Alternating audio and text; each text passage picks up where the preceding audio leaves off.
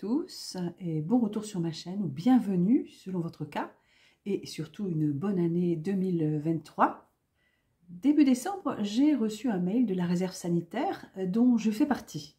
Depuis début novembre, 5 cas d'infection invasive à méningocoque du sérogroupe B ont été diagnostiqués, dont 4 ont fréquenté une même boîte de nuit située dans l'hypercentre de Strasbourg. Sur conseil de Santé publique France, une cellule d'aide à la décision s'est réunie le 30 novembre dernier afin de discuter de l'opportunité d'une vaccination et de la communication au public. La survenue dans une même communauté avec un taux d'attaque supérieur à 10 cas pour 100 000, ce qui est un seuil épidémique, et vérifié avec un taux d'attaque calculé de 160 pour 100 000.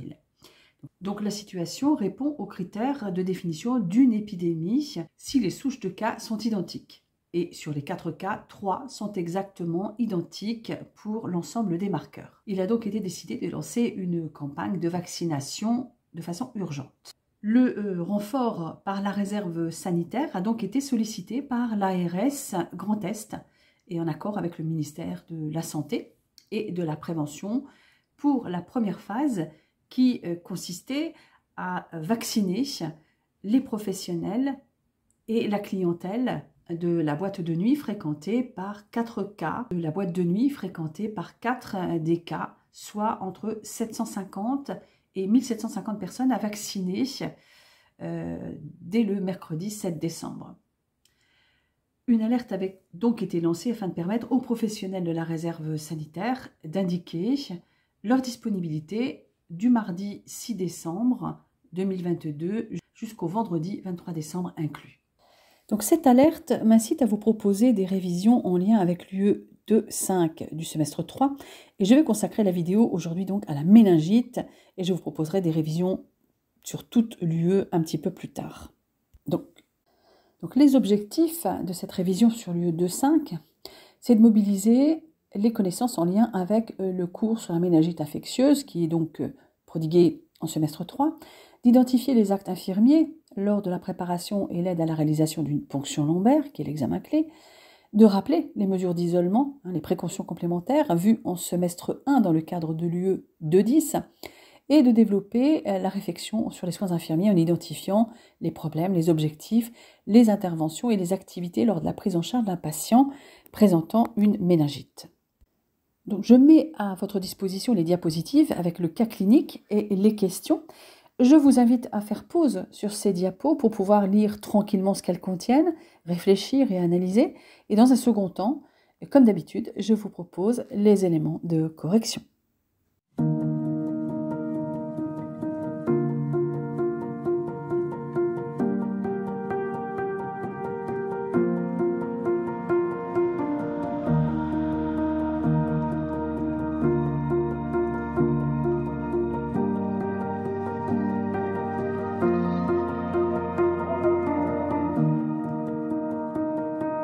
Donc, voyons maintenant cette correction de l'UE 2-5, mais partiellement, puisqu'il s'agit uniquement d'un processus de soins d'un patient présentant une méningite. Donc, pour mémoire, la méningite à méningocoque B, celle dont il était question dans mon introduction, est une infection bactérienne et constitue une urgence diagnostique, une urgence thérapeutique, puisqu'elle met en jeu le pronostic vital, qu'il y a un fort risque de séquelles et qu'il y a également donc un risque de contagion. Et la contamination se fait par voie hématogène, bactériémie ou virémie, selon l'origine de la méningite, si c'est une méningite bactérienne, bactériémie, et virémie si c'est une méningite virale. La contamination se fait aussi par contiguïté à partir d'un foyer infectieux aigu ou chronique, mais aussi par inoculation directe accidentelle. Donc la première partie du cas clinique, vous disiez vous êtes infirmier de quart d'après-midi dans un service d'urgence. Le médecin est prévenu par le centre de régulation du SAMU et indique que vous allez accueillir un patient de 30 ans présentant un syndrome méningé associé à une fièvre. Donc la première question est, le syndrome méningé regroupe plusieurs signes fonctionnels, lesquels, quelles sont leurs caractéristiques et décrivez le mécanisme de physiopathologie. Donc La méningite correspond à l'association d'un syndrome méningé, un ensemble de symptômes liés à une irritation pathologique des enveloppes méningées et du système nerveux central et d'un syndrome infectieux. Donc les signes fonctionnels dans un syndrome méningé reposent sur 3 éléments. Les céphalées ou céphalalgies qui sont intenses, inhabituelles, soulagées par la position en chien de fusil et qui sont liées à l'œdème de la méninge, enveloppe de l'encéphale et de la moelle épinière. Donc, pour mémoire, les méninges sont composés de 3 tuniques, la dure mère, l'arachnoïde et la pimère. Alors, ce nom de pimère vient de pieuse mère, référence à la Sainte Vierge.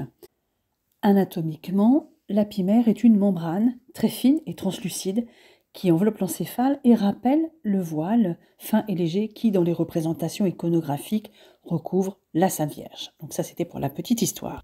Donc, la position au chien de fusil permet de soulager ces céphalées intenses, inhabituelles, avec raideur de nuque, qui sont liées donc à l'œdème de la méninge, en permettant une diminution de la tension de la méninge rachidienne. Donc dans les signes fonctionnels, on retrouve aussi les vomissements qui sont en G et qui sont liés à l'œdème. Cet œdème engendre une augmentation de la pression intracrânienne qui provoque une stimulation des mécanorécepteurs méningés. Et on retrouve également la photophobie ainsi que la phonophobie qui augmente les céphalées. Alors ces symptomatologies sont à mettre en lien avec la réaction inflammatoire qui entraîne une série de réactions, une cascade. En effet, la présence de bactéries dans le LCR déclenche une intense réaction inflammatoire, car une fois entrée dans le LCR, la bactérie, je parle de bactéries parce qu'on était plus sur le sujet d'une méningite à méningocoque, la bactérie rencontre peu d'obstacles à son développement. En effet, le LCR ne dispose pas de moyens de défense. Il n'y a pas de complément, de granulocytes et il y a une très faible concentration d'immunoglobine. Donc la présence de bactéries dans le LCR déclenche une intense réaction inflammatoire qui débute par la sécrétion locale de cytokines inflammatoires et ces cytokines sont responsables d'un afflux de granulocytes dans le LCR et d'une augmentation de la perméabilité de la barrière hémato-encéphalique ayant pour conséquence un œdème cérébral. Donc l'inflammation peut endommager les vaisseaux sanguins méningés à l'origine de thromboses. Donc thrombose et œdème cérébral conduisent à une anoxie cérébrale qui peut engager le pronostic vital et être à l'origine de séquelles neurologiques. Ainsi, la gravité de la maladie dépend étroitement de l'intensité de la réaction inflammatoire. Plus la réaction inflammatoire est intense, plus la méningite est grave. C'est pourquoi le traitement d'une méningite doit répondre à 2 objectifs. 1. Obtenir une bactéricide rapide dans le LCR et 2. Lutter contre l'inflammation méningée via une corticothérapie et lutter donc aussi contre l'œdème cérébral. Donc cette baisse d'apport d'oxygène aux cellules, cette anoxie, ainsi que l'altération de la composition du LCR entraîne une lésion des nerfs qui transitent longuement dans le LCR. C'est le cas du nerf optique, du nerf oculomoteur et du nerf auditif. Voyons maintenant la seconde question qui était, en tout premier lieu, quelle action allez-vous mettre en place en termes de prévention ? Eh bien, cette action, ça va être la mise en place d'une procédure isolement de type gouttelette. Alors, quel est l'objectif et quels sont les principes de l'isolement gouttelette ? Alors, l'objectif, c'est de rompre la chaîne de transmission du méningocoque B, qui est toujours à suspecter, mais c'est aussi valable pour les autres bactéries et aussi pour les virus. Donc, et ceci en évitant tout contact avec la salive ou les sécrétions des voies aériennes supérieures lors de la parole, de la toux, des éternuements. Donc, la transmission a lieu notamment à courte distance, c'est-à-dire moins d'1 mètre. Certaines bactéries, comme le pneumocoque par exemple, sont habituellement présentes dans la bouche, le nez et le pharynx. C'est le cas aussi d'ailleurs du méningocoque. Donc cette bactérie ne se transmet pas si facilement que ça en dehors de contacts étroits et de promiscuité avec une personne infectée par l'intermédiaire de gouttelettes de salive ou de sécrétions nasopharyngées lors de toux, lors d'éternuements ou lors d'un baiser.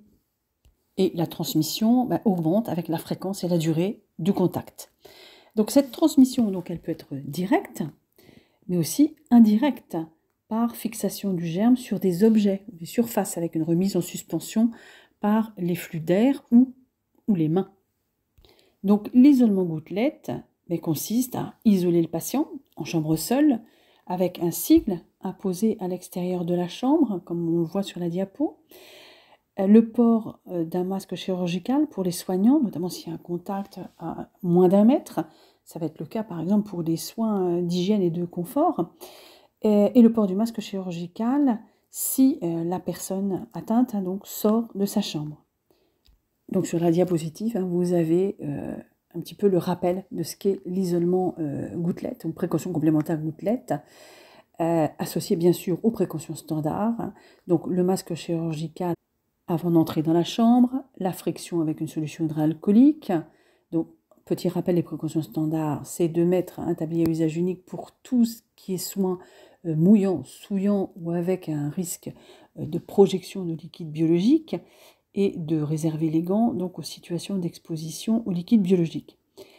Et à la sortie de la chambre, on faudra de nouveau faire une friction avec une solution hydroalcoolique avant la sortie, et s'il y avait un port de tablier et de gants à usage unique, les éliminer selon le protocole en vigueur dans l'établissement, retirer le masque chirurgical après la sortie de la chambre et l'éliminer aussi là selon le protocole de l'établissement, puis de faire donc une friction des mains avec une solution hydroalcoolique. Petit rappel important aussi pour toutes les situations à risque d'aérosolisation, c'est-à-dire en cas d'intubation, d'extubation, de ventilation non invasive, de fibroscopie, aspiration endotrachéale, kinérespi et aérosolthérapie. Ce sera le port donc d'un masque FFP2, d'un tablier étanche à usage unique, de gants et des lunettes de protection individuelle. Mais ce qui est important de retenir, c'est l'isolement du patient en chambre seule avec le sigle, le masque chirurgical pour les soignants en cas de contact moins d'1 mètre et le port du masque chirurgical si le patient sort de sa chambre. Ce qui est quand même rarement le cas lorsque le patient vient d'arriver et qu'il souffre de manière importante. Sur la diapo suivante, je vous ai mis un petit rappel de recommandations pour la mise en place d'un masque chirurgical. Bon, normalement, tous les soignants sont au courant, surtout depuis la période d'épidémie au coronavirus. Donc je vous laisse faire pause pour vous y attarder, si besoin. Alors revenons sur notre cas clinique. La question numéro 3, quelques notions importantes pour la prise en charge d'un patient présentant un syndrome infectieux. Là on fait référence donc aux prérequis de l'UE 210, avec donc un tableau synthétique des types d'isolement par pathologie. Donc il s'agissait, à partir de pathologies indiquées, de cocher l'isolement associé. Donc on va les reprendre une par une. Donc pour un abcès ou une plaie suppurée majeur qui ne peut être recouvert, il fallait cocher précaution complémentaire contact. Si cet abcès ou cette plaie suppurée donc est limitée, là c'était la précaution standard.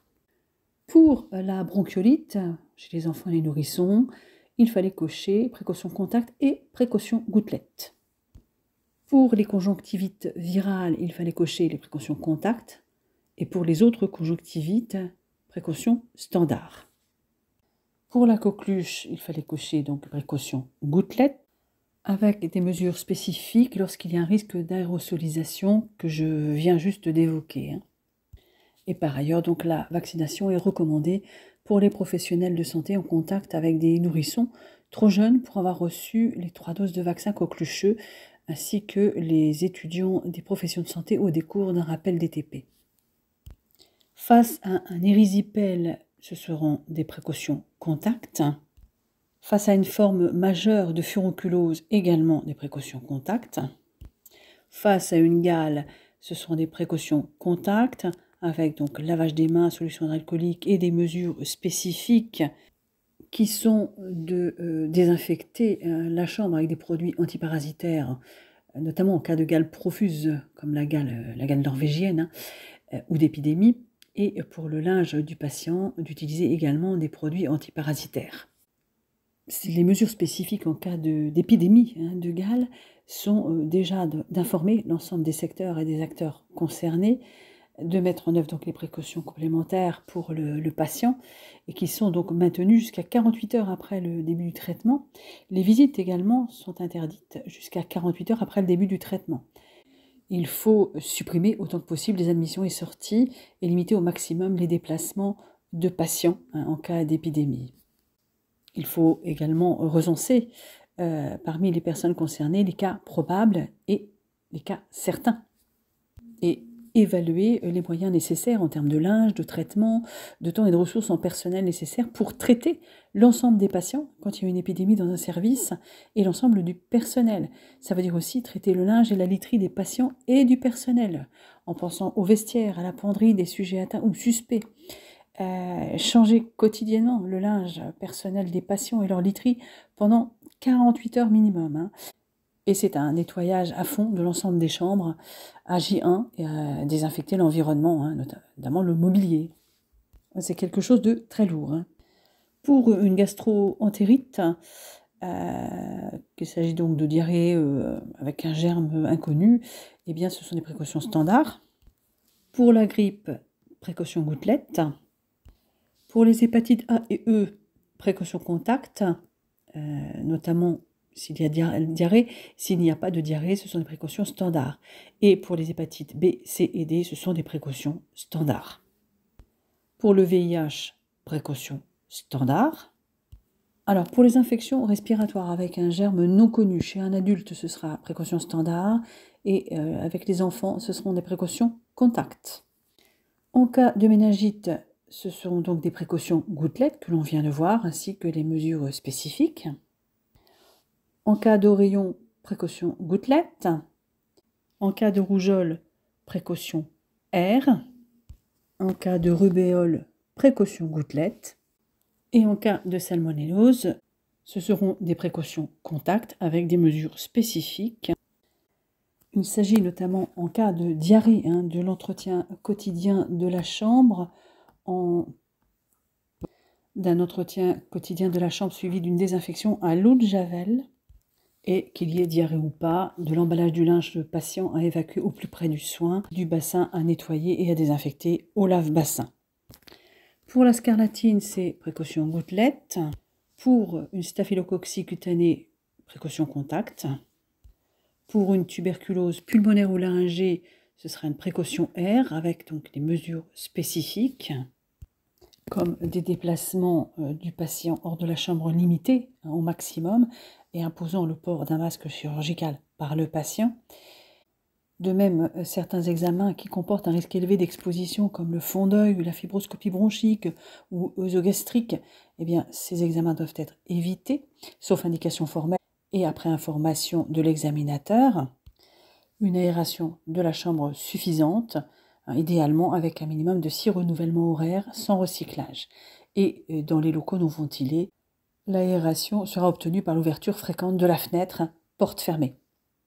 À savoir que cet isolement air et ces mesures spécifiques sont recommandées pour une durée de 3 semaines après le début du traitement. Et la levée de ces précautions complémentaires se fait sur décision médicale au cas par cas, en tenant compte d'un certain faisceau d'arguments comme l'absence de facteurs de risque de multirésistance. C'est le cas en cas de primo-traitement ou de bonne réponse clinique au traitement. En cas de diminution de la toux, ça dépendra aussi de l'intensité de l'inoculum au départ et de l'environnement du patient, la présence ou non d'immunodéprimés dans le service d'hospitalisation. Dans le cas de tuberculose autre que pulmonaire ou laryngée, ce sera une précaution contact. Ce sera le cas notamment en cas de tuberculose urogénitale ou de tuberculose osseuse. En cas de fièvre typhoïde, ce seront des précautions contact avec des mesures spécifiques, notamment dans la gestion des excrétas, puisque systématiquement il faut manipuler les bassins et les urinaux avec des gants et un tablier plastique à usage unique, et un acheminement protégé avec un couvercle ou dans un sac vers un local dédié, donc avec lavage et désinfection donc au lave-bassin. Pour la varicelle, il s'agissait de cocher précaution contact et précaution R. Et pour le zona, il fallait cocher les précautions standards. Ensuite, la question 4 concernait des rappels des précautions standards à partir donc d'un tableau où il fallait décrire donc les conditions de mise en place de chaque précaution standard. Donc en ce qui concernait le lavage simple des mains, eh bien c'est en début et fin de quart, si les mains sont souillées, avant et après les pauses, et avant et après des gestes de la vie quotidienne, comme la toilette, les repas, etc. La friction avec une solution hydroalcoolique est à faire avant et après tout contact avec le patient, avant et après tout soin, avant la mise en place des gants, après le retrait des gants, entre deux patients, entre deux soins ou activités à un même patient, et après le contact avec l'environnement immédiat du patient. Le port de gants est recommandé en cas de risque de contact avec du sang ou tout autre liquide biologique d'origine humaine, notamment à l'occasion des soins à risque de piqûres, comme les émocs, la pose et la dépose de voies veineuses, les chambres implantables, les prélèvements sanguins, les injections intramusculaires sous-cutanées, les glycémies capillaires, etc.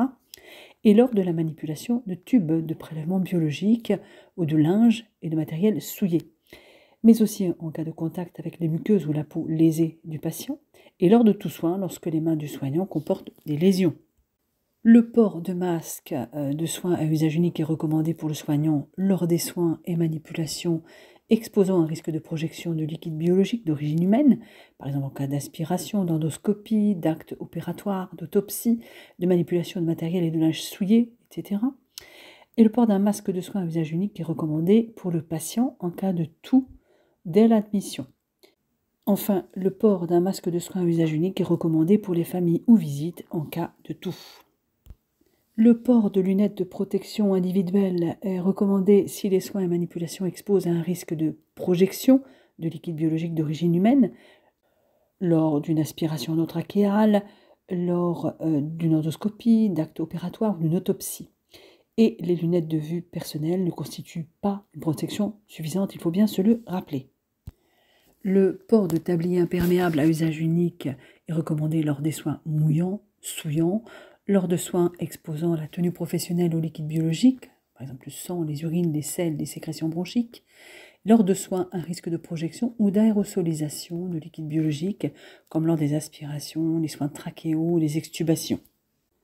Enfin, le port de surblouse à manches longues est recommandé pour tout soin exposant un risque de projection majeure de liquide biologique d'origine humaine, comme lors d'aspiration, d'endoscopie, d'actes opératoires, d'autopsie, ou bien de liquide chimique, par exemple lorsqu'on nettoie un matériel, ou pour tout soin mouillant. Elle est à éliminer selon la filière adaptée. Voyons la suite. Donc, pour confirmer le diagnostic et après avoir éliminé les contre-indications, le médecin décide de réaliser une ponction lombaire. Donc, question 5. En quoi consiste cet examen et que permet-il? Alors, en premier lieu, la ponction lombaire est un examen médical. Il consiste à introduire de manière aseptique une aiguille dans le cul-de-sac méningé lombaire du canal rachidien, au niveau des espaces intervertébraux L3, L4 ou L4, L5 ou L5, S1. La moelle épinière se terminant près de L2. Cela permet d'y relever une pression, mais surtout d'y prélever du LCR pour analyse et diagnostic. Et là, c'est le cas qui nous intéresse. Et la ponction lombaire peut également servir de voie d'abord pour injecter des médicaments, donc pour injecter des substances à visée diagnostique ou pour injecter des anesthésiques, c'est le cas de la rachianesthésie. Donc, un médecin décide de réaliser une ponction lombaire comme examen diagnostique pour effectivement vérifier déjà l'aspect du liquide qui normalement est clair, eau de roche.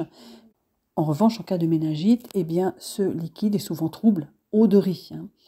Et cette ponction lombaire est à faire si possible avant toute antibiothérapie. En effet, le diagnostic s'établit à partir des résultats de l'APL et de l'examen clinique. Donc la ponction lombaire permet de doser la glycorachie. Celle-ci doit être à un demi ou 2/3 de la glycémie, et si elle est plus basse, elle traduit une consommation de glucose par les bactéries. Elle permet aussi de comptabiliser les leucocytes et hématies. Donc, elle renseigne sur la présence ou non de germes après coloration de grammes. Donc, l'examen direct, lui, identifie la présence de germes. Par exemple, on va pouvoir voir à l'examen direct qu'il y a de rares coccygrammes négatifs, mais ce sont les cultures sur milieu adapté qui permettent d'isoler, d'identifier précisément le germe et de réaliser un antibiogramme. Question 6. Dans un contexte de méningite, quels sont les examens préalables à la ponction lombaire? Alors, avant toute chose, il y a l'examen clinique à la recherche des signes fonctionnels que nous avons vus tout à l'heure. Donc, je ne vais pas les répéter. Donc, les signes fonctionnels, mais aussi des signes infectieux comme la fièvre. Alors, il y a d'autres signes qui peuvent être présents comme les myalgies ou des rachialgies, une hyperesthésie cutanée, ou des signes de gravité aussi, tels que des troubles neurovégétatifs, tels que bradycardie, hypertension ou hypothermie, des signes cutanés, comme le purpura qui est une hémorragie cutanée diffuse due au passage des hématies hors des vaisseaux sanguins par altération de l'endothélium lié à l'inflammation. Donc ce purpura se manifeste par des pétéchies, c'est le signe évocateur notamment de la méningite à méningocoque B. Ce sont des taches cutanées, violacées, ponctiformes qui ne disparaissent pas à la vitropression. On les retrouve aux extrémités, puis elles se généralisent. Donc l'examen cutané est important et il va aussi permettre de repérer une éventuelle infection cutanée au niveau de la zone de ponction. Il peut aussi y avoir un syndrome infectieux sévère avec une hyperthermie par exemple à 40, une tachycardie, des frissons, et l'évolution peut se faire vers le choc septique avec des marbrures et une hypotension. Donc ça, il faut le repérer. L'examen clinique est complété par un examen neurologique à la recherche de signes de gravité comme des troubles de la vigilance qui peuvent aussi aller jusqu'au coma ou des crises convulsives. Enfin, avant la ponction lombaire, il va falloir réaliser certains examens biologiques, notamment relatifs au syndrome infectieux, avec une ENF à la recherche d'une hyperleucocytose, une CRP, qui est un marqueur donc inflammatoire, les plaquettes à la recherche d'une thrombopénie et aussi un TP par rapport aux troubles de coagulation qui sont une contre-indication à la ponction lombaire, mais qui peuvent aussi révéler l'évolution vers un sepsis sévère. Donc tous ces examens sont destinés à vérifier qu'il n'y a pas de contre-indication, notamment à la réalisation de l'APL. Et c'est justement l'objet de la question 7 dans un contexte de méningite. Quelle est la contre-indication majeure à sa réalisation et pourquoi? Donc cette contre-indication majeure, c'est l'hypertension intracrânienne. C'est-à-dire qu'une pression élevée peut provoquer un engagement cérébral ou cérébelleux. Alors, bien sûr, les signes d'engagement cérébral sont une contre-indication. Donc on le repère donc à une mydriase unilatérale, ou s'il y a une présence d'un hoquet ou d'un trouble du rythme ventilatoire. Donc les autres contre-indications sont les troubles de l'hémostase, l'instabilité hémodynamique, une infection de la zone de ponction et les arthropathies dégénératives graves du rachis qui entraînent une difficulté d'introduction de l'aiguille. Donc question 8, quel matériel préparez-vous? Et on vous demande donc de raisonner de manière chronologique. Donc, au préalable, il faut déjà avoir pensé à poser un patch d'EMLA, c'est-à-dire 1 heure avant. Ensuite, il faut préparer le reste du matériel, donc solution hydroalcoolique bien sûr pour l'hygiène des mains, des masques de type chirurgical pour le médecin et le soignant qui l'assiste, un oreiller afin d'asseoir le patient dos rond, appuyé sur un oreiller, ou alors ce patient pourrait être installé en décubitus latéral.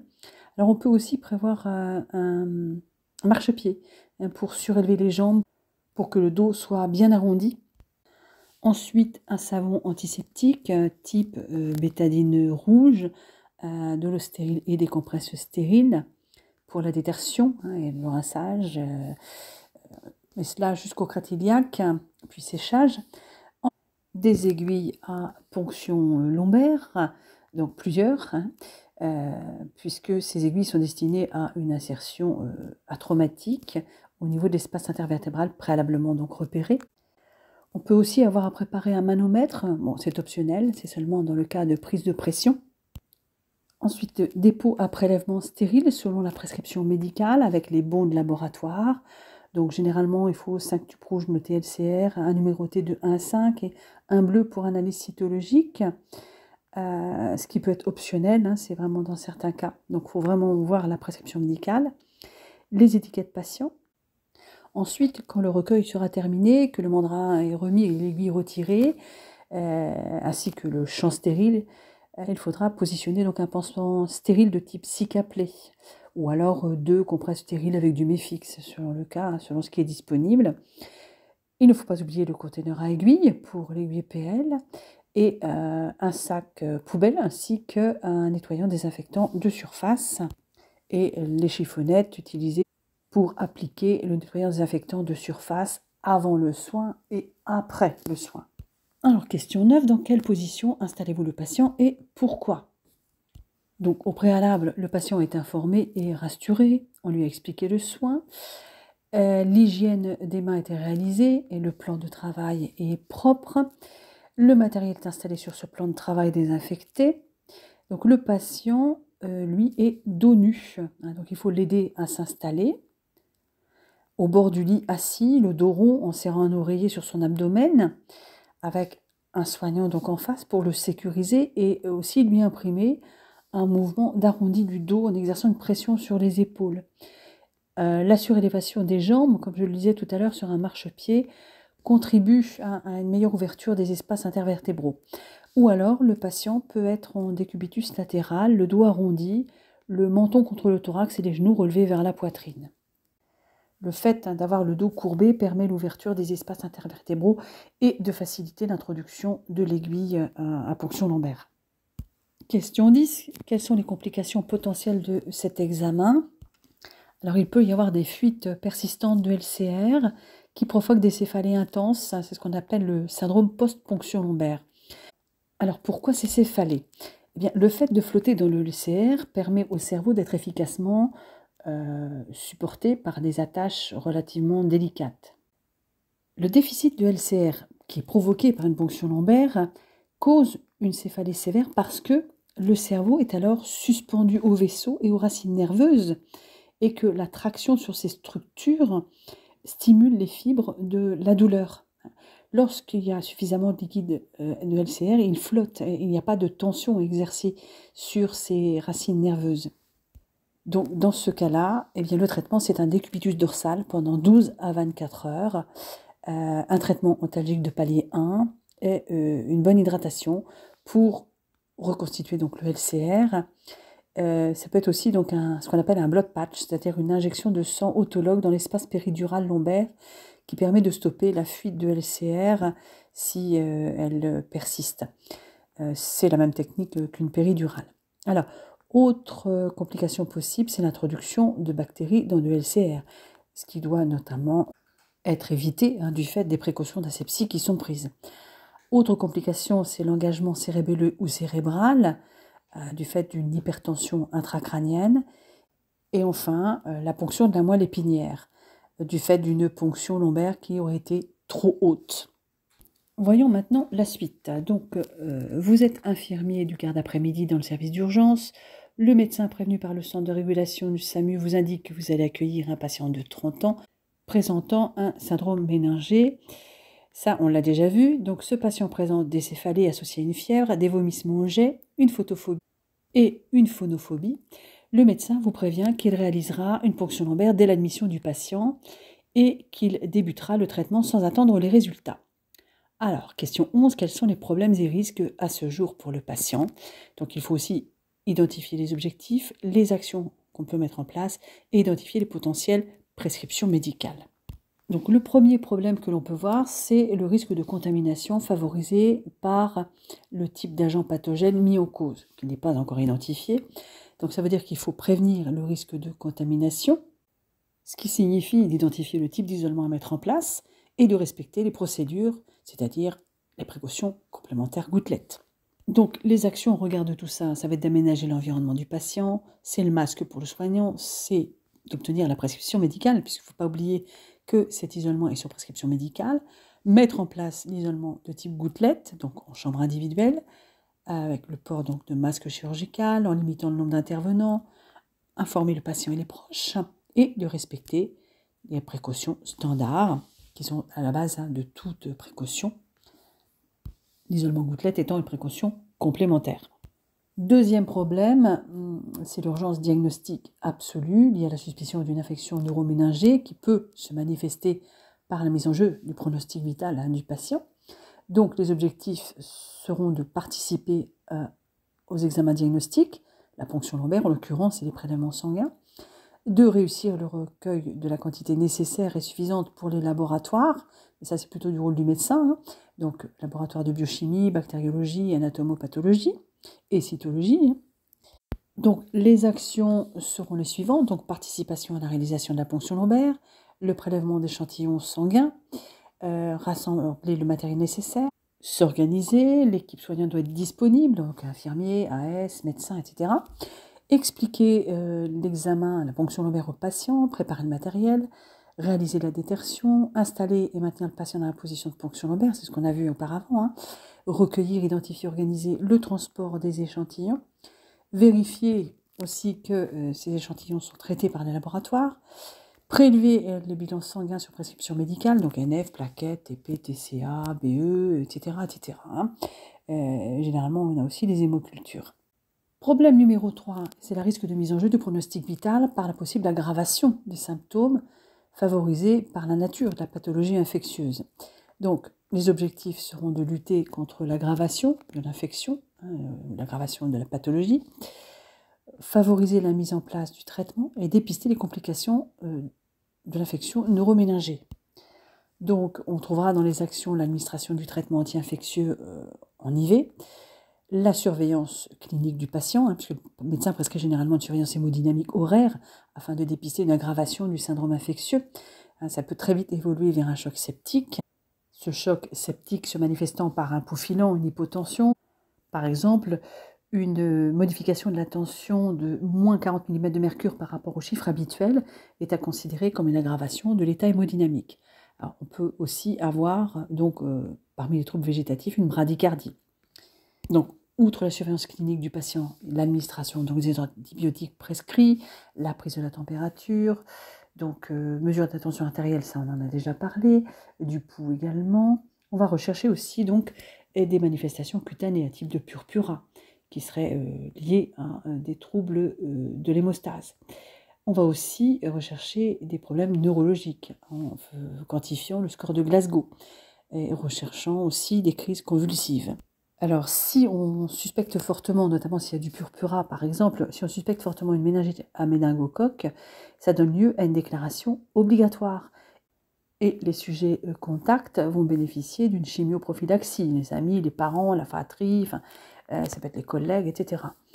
Donc tout d'abord la chimioprophylaxie, qui procure donc une protection immédiate et à court terme, qui permet aussi d'éliminer un éventuel portage et de prévenir la diffusion par les porteurs sains. Bon, l'inconvénient, c'est le risque de développer une résistance. L'autre moyen, c'est le vaccin. Donc la vaccination, c'est une protection retardée à plus long terme. Alors, petite précision sur les sujets contacts, quels sont les facteurs nécessaires à la transmission, par exemple, des méningocoques, les plus sévères. Déjà, c'est la proximité, de moins d'1 mètre, la durée de contact, comme on l'a évoqué tout à l'heure, puisque les bactéries peuvent passer d'un individu à l'autre via les sécrétions respiratoires, la salive, les éternuements et les baisers avec contact de salive. Et donc la transmission augmente avec la fréquence et la durée de contact. Ça peut être aussi lié à une irritation de la muqueuse oropharyngée du sujet infecté. Ensuite, problème numéro 4, un problème de douleur qui se manifeste donc par des céphalées avec photophobie, phonophobie, des cervicalgies, des lombalgies liées aux manifestations cliniques donc de la méningite. Donc les objectifs seront de diminuer l'intensité des douleurs, d'obtenir une baisse significative de cette douleur et donc d'améliorer le confort du patient.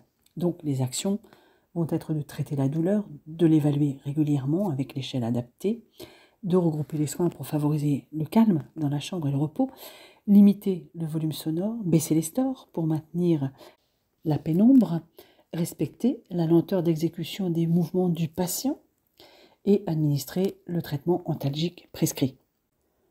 Problème numéro 5, c'est un problème d'hyperthermie lié à la méningite, donc il faudra lutter contre l'hyperthermie et favoriser le retour d'une température corporelle normale.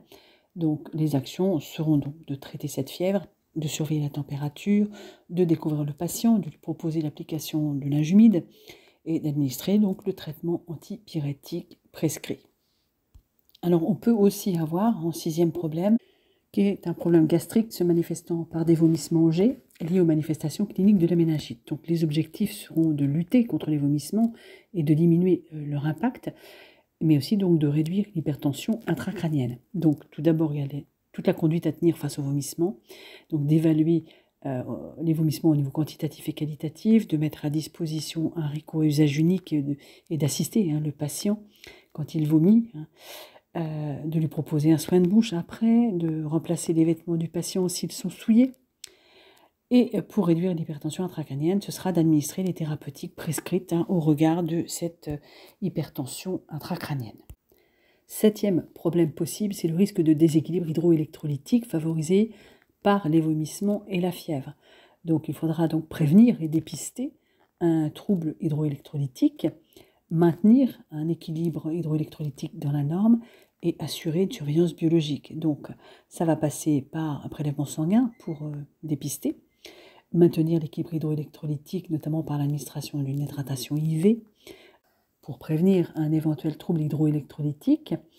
Ça va être de proposer, selon les souhaits du patient, de boire ou manger légèrement. Et pour la surveillance biologique, ce sera de réaliser un bilan électrolytique sur prescription médicale.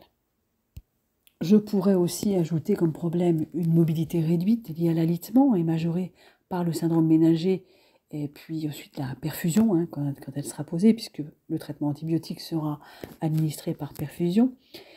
L'objectif sera donc alors de pallier la perte d'autonomie et les actions, de mettre la sonnette à portée de main, de mettre un verre d'eau, une carafe, de proposer un accompagnement pour l'élimination, etc. Il y a aussi souvent de l'anxiété chez les patients, de l'inquiétude chez l'entourage aussi, face à la gravité de la maladie et au risque de contamination. Donc l'objectif, ce sera de réduire l'anxiété du patient et de l'entourage et les actions, donc de répondre aux questions dans la limite de nos compétences, de solliciter le médecin pour une rencontre avec la famille et d'expliquer les différentes mesures prises pour dédramatiser. Et il y a donc le risque de contamination des sujets contacts dont j'ai parlé un petit peu tout à l'heure. Donc pour compléter un peu, lorsque le diagnostic est posé, le traitement repose sur l'antibiothérapie et les antalgiques. Donc une perfusion permet d'administrer ce traitement antibiotique et antalgique et d'avoir un abord veineux en cas d'aggravation, auquel il faut toujours penser. Donc on vérifiera donc l'inefficacité de ce traitement avec la maintenance de la ligne veineuse, l'innocuité par rapport au point de ponction, l'absence de rougeur, chaleur, douleur. L'antibiotique, c'est souvent un antibiotique de la famille des céphalosporines de 3e génération, comme le claforan par exemple, qui est un traitement donc à visée antibactérienne par rapport à une infection bactérienne à cocci gram négative comme les méningocoques, lorsqu'il s'agit donc d'une méningite bactérienne. Donc l'antibiothérapie, il s'agira de vérifier l'efficacité. Les signes donc infectieux doivent se stabiliser puis régresser. Donc on doit avoir une normalisation des marqueurs biologiques comme les globules blancs, la CRP. La courbe thermique doit aussi se normaliser. L'état clinique doit s'améliorer. Il doit y avoir une diminution du syndrome ménager, une diminution du purpura. Donc il faut donc dans les actions dépister les signes éventuels d'aggravation qui peuvent toujours se produire malheureusement, et qui peuvent être donc des signes neurologiques ou un choc septique. Donc à l'opposé de l'efficacité, il faut aussi vérifier l'innocuité du traitement par antibiotique, qui entraîne souvent donc soit un rage cutané, soit des troubles digestifs ou une néphrotoxicité. Ensuite, nous avons les antalgiques. Donc l'objectif est de soulager les céphalées. Par exemple avec du perfalgan, qui est un antalgique de palier 1 destiné à soulager les douleurs faibles à modérées, et qui a également une action antipyrétique. Ça peut être aussi du lacupan, qui est un antalgique de palier 2 pour des douleurs modérées intenses, ou du topalgique, qui est également un antalgique de palier 2 pour des douleurs fortes et intenses. Donc ces antalgiques sont administrés par voie veineuse dans ce cas-là, ce qui permet une apparition plus rapide de l'effet antalgique.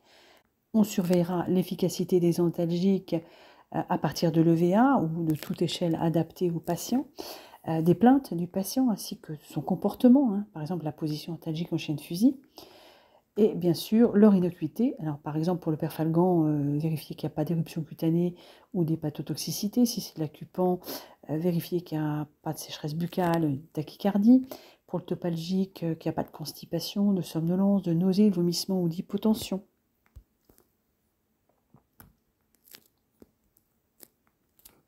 Donc voilà, cette vidéo de révision sur la méningite est terminée. J'espère qu'elle vous sera profitable. Et bon, je ferai un autre QCM de révision de l'UE 2.5 dans son ensemble. Je vous dis donc à très bientôt.